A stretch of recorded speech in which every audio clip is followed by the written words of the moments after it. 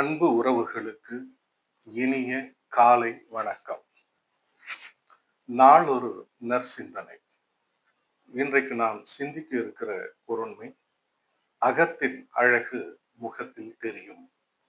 இது சொலவடையாக நாம் அறிந்த ஒன்றுதான் என்றாலும் கூட, ஏன் அகத்தின் அழகு முகத்தில் தெரியும் என்று சொன்னார்கள் என்றால், முகம் ஒரு நிலைக்கண்ணாடி போன்றது.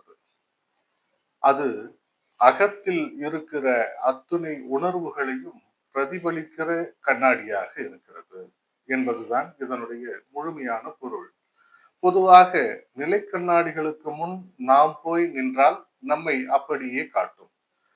அதே போலதான் அகத்தில் இயங்கக்கூடிய உணர்வுகளை எல்லாம் அப்படியே நிலை கண்ணாடியாக முகம் காட்டிவிடுகிறது என்பதாக இந்த சொலவடையை அமைத்திருக்கிறார்கள். வள்ளுவனார் கூட இதனை மிக அழகாக சொல்லியிருக்கிறார்.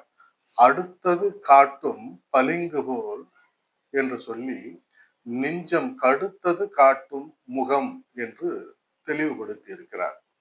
ஒரு பளிங்குகள் முன் எது இருந்தாலும் அது அப்படியே பிரதிபலிப்பது போல, நெஞ்சத்திற்குள் இருக்கக்கூடிய அனைத்தையும் அப்படியே முகம் காட்டும் என்பதுதான் இதனுடைய முழுமையான பொருள். ஆக முகத்தில் ஒரு கண்ணாடிக்கு ஒப்பாக சொல்லுகிற போது, நாம் மனதுக்குள் யாருக்கும் தெரியாது என்று எண்ணிக்கொண்டிருக்கிற செயல்பாடுகள், அந்த எண்ண ஓட்டங்கள் முகத்தின் வழியாக தெரிந்து விடுகிறது என்று எண்ணுகிற போது நமக்கே கூட கொஞ்சம் அச்சம் வந்துவிடும். நான் என்ன நினைக்கிறேன் என்று மற்றவர்கள் புரிந்து கொண்டு விட்டால் அவர்களை பற்றியே கூட நாம் எண்ணி இருக்கலாம். ஆக உண்மை தெரிந்து விடுகிறதே என்கின்ற ஒரு அச்ச உணர்வு மேலோங்க கூடும். அதற்கு காரணம் என்னவென்று சொன்னால், ஆய்வியல் அறிஞர் பால் எக்மன் என்கின்ற மேலை நாட்டு பேராசிரியர், உளவியல் தத்துவத்தை நன்றாக புரிந்து வைத்திருக்கிற அறிந்திருக்கிற ஆய்வறிஞர்.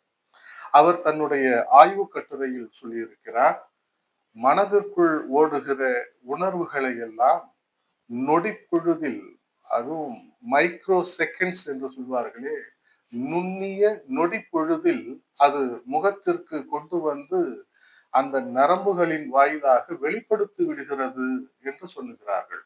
இது அனிச்சை செயலாக தன்னியல்பாக இயங்கக்கூடிய நரம்பு மண்டலத்தின் வழி முகத்தில் இருக்கக்கூடிய நரம்புகளுக்கு இந்த செய்தி சென்று விடுகிறது. இந்த செய்தி வந்து அடைந்தவுடன் முகம் அதனை வெளிப்படுத்தி விடுகிறது. இதனை எவராலும், ஏன் உள்ளத்தில் எண்ணிக்கொண்டிருப்பவர்களால் கூட இதனை தடுத்து நிறுத்திவிட முடியாது என்று சொல்லுகிறார்கள்.